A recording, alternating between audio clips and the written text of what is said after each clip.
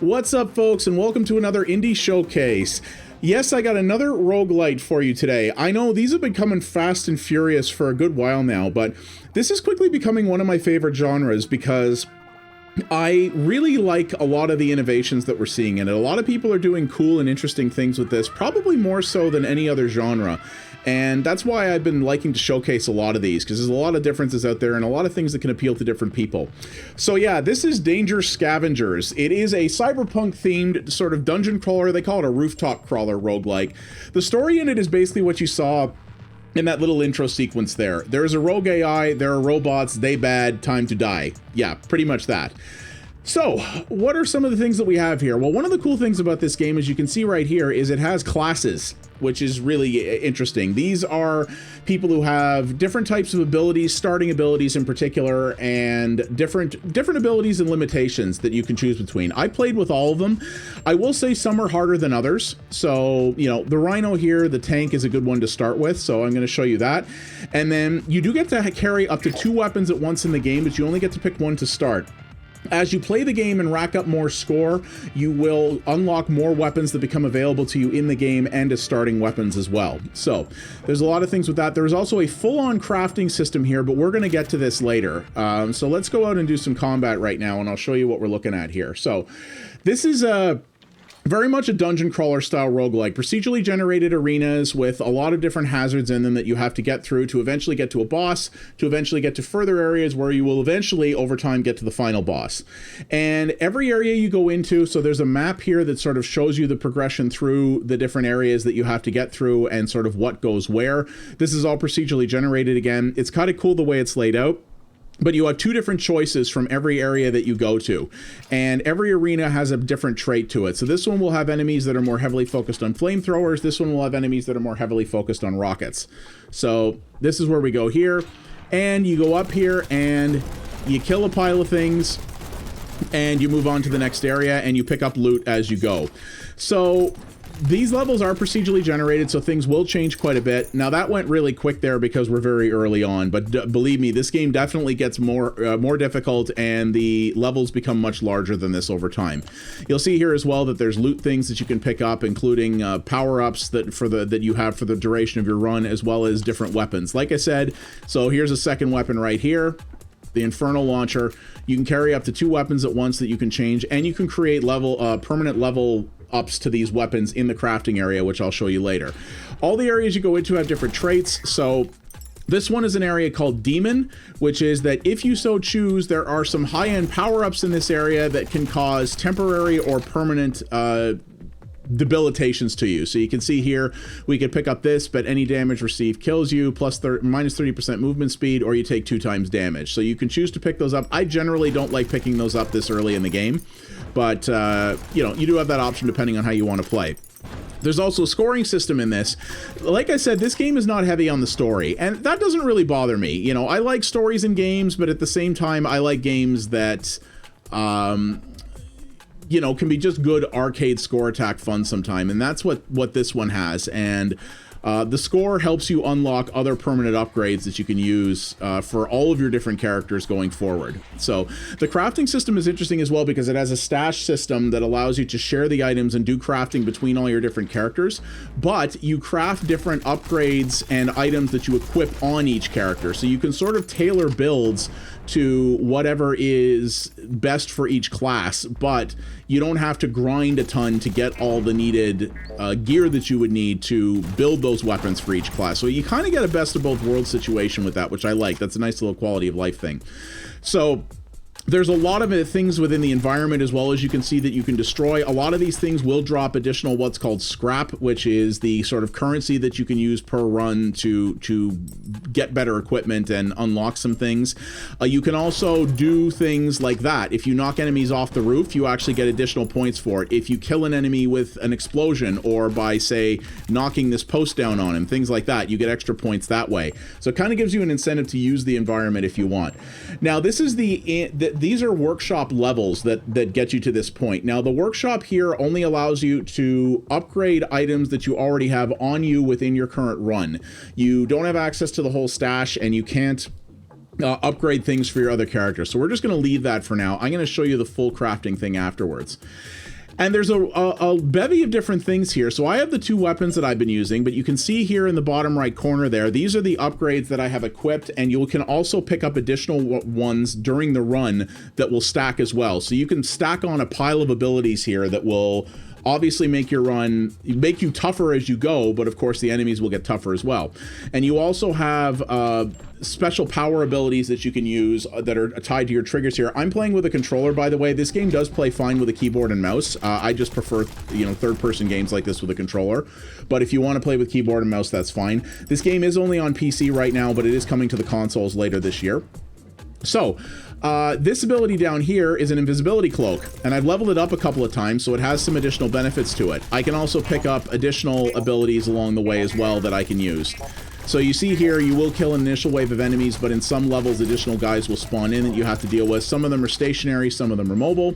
Some levels also have, this is kind of like the equivalent of a store, where if you're willing to spend some scrap, you can heal a little bit, and you can buy, so you see here, range combat, +1 range, +3 accuracy, and this leaves a little electric field on the ground as I move. And those are equipped to me automatically, all in unison for the remainder of the run. So, you know, it's something you might recognize there. And if you have the scrap, you can buy those, or you can choose not to if you want. But that's kind of like the mid-mission store, if you will, that you'd see in a lot of other things. So as you'll progress through this, you'll go through these different arenas, and you'll eventually get to the boss that you'll have to take out. And then after that, you go back to your headquarters where you can do crafting, you can upgrade yourself, and other things like that. You cannot change classes unless you do another run entirely. So you can't do, you can't change class mid-run, but you can apply some upgrades and things like that. And you'll move on to the next building, and then you got to get all your way to the end and take out the final boss. I have not gotten beyond the 3rd building yet. The first building is generally not too difficult. Got to be careful there too. You can fall off the edge of the building, and while that will not kill you, it will take some health. But it's it doesn't get really particularly hard until the 2nd and 3rd buildings from there, and I can only imagine it gets a lot harder from that point on. One thing I do like about this is a lot of roguelikes and roguelites are very stingy with health. They really want you to treat health as an incredibly precious commodity, to the point where they will rarely, if ever, offer you any ability to heal throughout your run. And that's not bad when it's applied well, but in a lot of games it can be very frustrating. This game allows you to heal semi-regularly. There'll be regularly health power-ups or health pickups available that you can buy. You can find them in secret areas sometimes. Definitely between levels you have the ability to heal up. So it's not uber punishing with that. It's not free-flowing enough that you just want to go, you know, running guns blazing into everything and not pay attention, especially in the later levels. But you don't have to play so conservatively and so slow because you're terrified that you're going to get hit and you're never going to get that back. The game is definitely not that cruel about it, which I do appreciate. I wouldn't call this a more casual roguelite necessarily. Yes, it starts you off a little lighter than some others do, but this is not an easy game, not by any means. This will definitely challenge you. So you may have seen what I just walked over there. Yes, that's a secret hatch. You got to pay attention for these because you can miss them. It's basically just a little bonus room. You go down here, so you see there's a bunch of extra scrap down here. Sometimes there'll be health power-ups. This looks like a room with just a pile of scrap in it, but sometimes there'll be rooms with a ton of health power-ups, with extra special weapons, with other bonuses like that you can pick up, so it changes. But you really want to pay attention to those because that obviously helps a lot when you can get yourself a big pile of extra power-ups for effectively nothing, because there's never enemies down in those rooms, at least not to the point that I've played, so that's really nice. But you're kind of seeing a lot of what this is here. The crafting system does change things up a fair bit, and it's cool, but I'm going to say that it's kind of clunky. I'm not a fan of the controls for it, whether on keyboard or controller. It's something I really hope they can improve, especially before the console releases comes out, because I just find it a little bit frustrating to deal with, and it doesn't make a good use of the available screen space, and the buttons that they chose to use, to me, just make it feel a little less intuitive and a little more neededly, that's not a word, unnecessarily complicated than perhaps it could be, but that is one of the things that this does that is a little bit more interesting. But the thing I'm going to say about this game, and I want to put this out front, that I'm not saying this pejoratively, because I actually do enjoy this game. I have been playing it a lot, and I'm probably going to play more of it. But I will say that other than the setting and some of the art style and that, as someone who plays a lot of different roguelikes, I can't really point to a particular thing in this game that's very innovative. Samey but solid is what I would call this game. It takes a lot of existing ideas and design tropes of the genre, implements them very well. This game is largely made by one person, and frankly, given the amount of assets and mechanics and everything else that are in this, that's really impressive to me. But if you're gonna come into this expecting the kind of revolution of the genre that, say, a Dead Cells was, I don't personally think you're gonna find that here. That is in no way to say that this game is bad. You know, there are bad roguelikes, and this is certainly not one of them. And not every game has to be a pinnacle of innovation. I mean, how many first-person shooters do we get every year that are pretty much the same idea as the ones that came before it? But there's still a lot of good ones. I still play a lot of them, and a lot of them sell really well. So, hey. Okay, so here's one of the bosses here. The bosses, I will say, in this are pretty cool. They're varied. They look very different. Their attack patterns are very different. The bosses in this definitely play quite a bit different from each other, and I do appreciate that. There was clearly some work put into those, and you got to watch it. And they're not a pushover. This guy's not too bad. I can kind of kite him around because he's kind of slow, but you can see he's got a lot of health. And most of the bosses, when you get them down to a certain point, enter what's called ultimate mode, which is basically their second phase where their attacks get stronger and faster. You got to really pay attention to that and stay on top of it. I'm going to go to my other gun because it's just faster, and I think I can take him out quicker with this. They will also drop a lot of ammo, so even if you do run out of ammo, it's not too hard to find another one. I can also use my invisibility here, which I haven't been doing very much, to get some space on him. And you do have a melee attack as well. There are dedicated melee weapons that you can pick up in this. I don't tend to use them very often, but you do have that, and you do even have a general melee attack button as well. That you can use.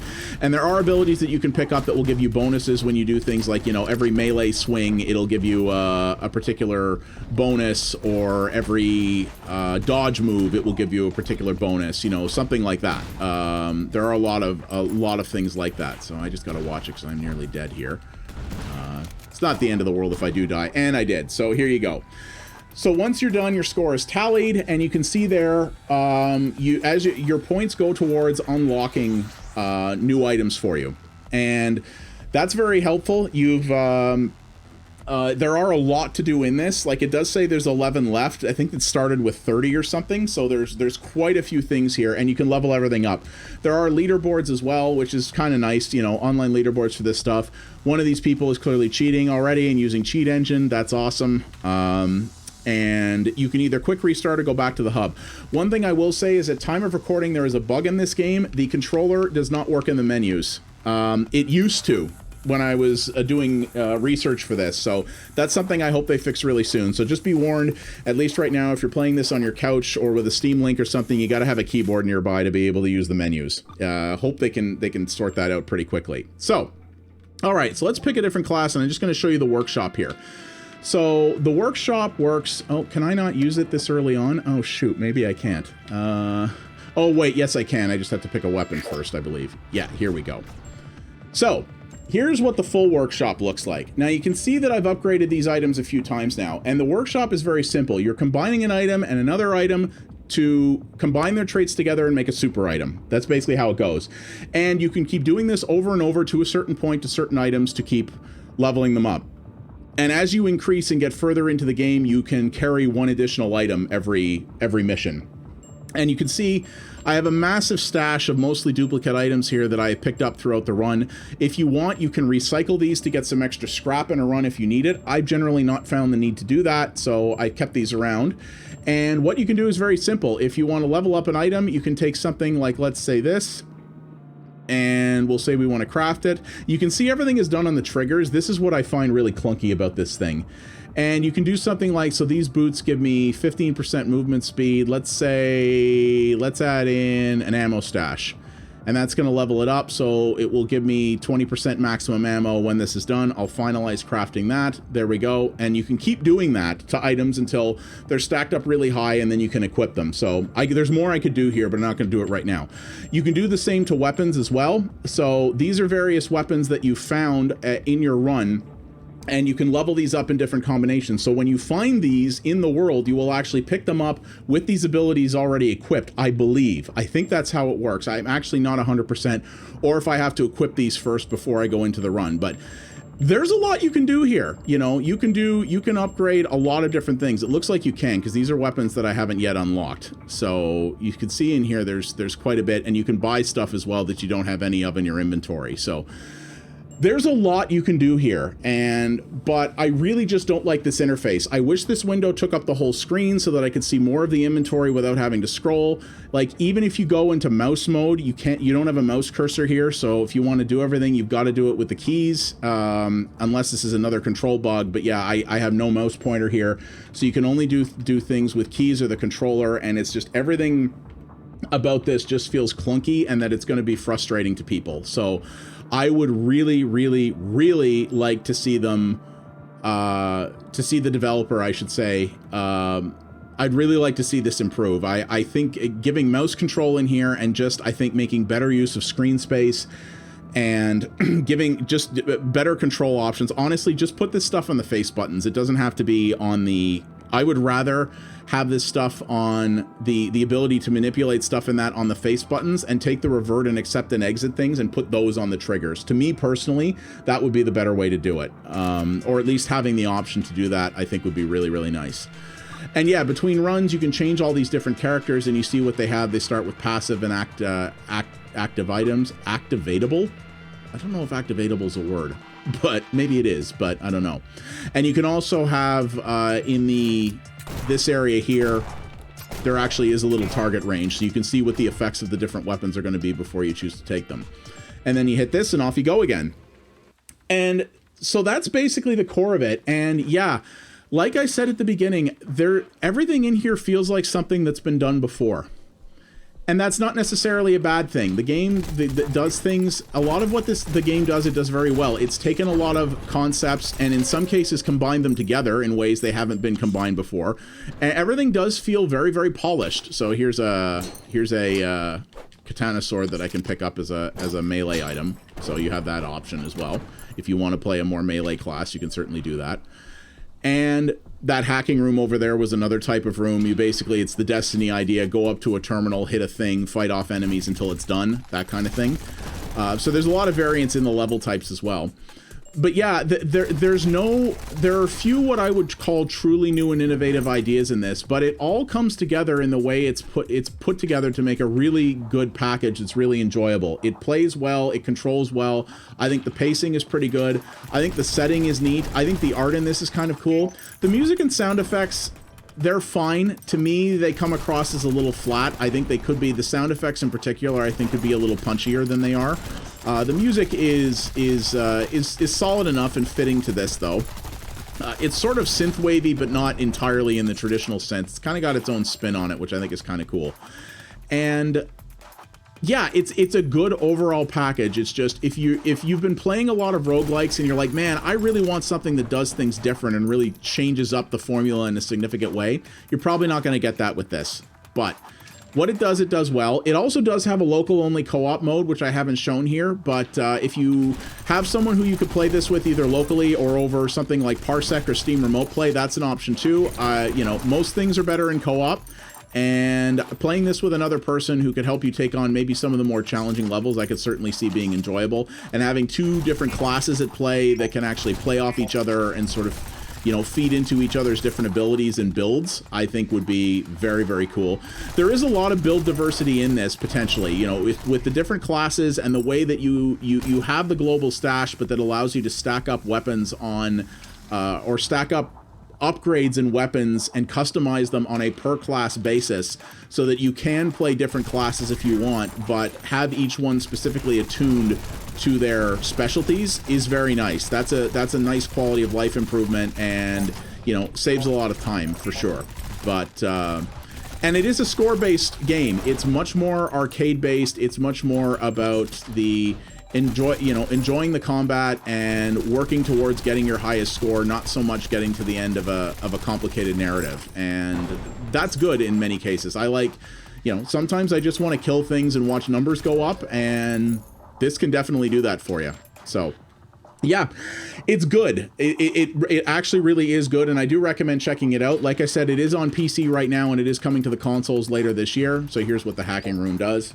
But yeah, samey but safe is what I would call this. But definitely in a good way. So thank you very much for watching, everybody. This has been Danger Scavenger. If you did like what you saw here, please do all the YouTube things. Like the video, click subscribe if you want to see more. Hit that bell, that notification bell, and leave a comment down below. Tell me what you think about this. You know, do you think I'm being a little too hard on this? Do you see innovative ideas in here that maybe I didn't? Or, you know, and if you're someone who has been playing a lot of roguelikes and knows a lot of the common stuff that's out there, are you a little bit turned off by this, or do you actually think that achievement hacker man, I like that, or do you think, no, even as someone who has, you know, experienced a lot of what the genre has to offer already, that you would still enjoy this? I'd like to know. So yeah, and yeah, you can subscribe for more, and also if you want to see multiple variety streams a week, including potentially indies on a regular basis, you can subscribe or follow me over at twitch.tv/pxabstraction. I would appreciate that very much as well. And thank you very much for watching, guys, and I will see you on the next episode of Indie Showcase. You folks have yourselves a good one. Take her easy. I'm gonna go murder some more robots.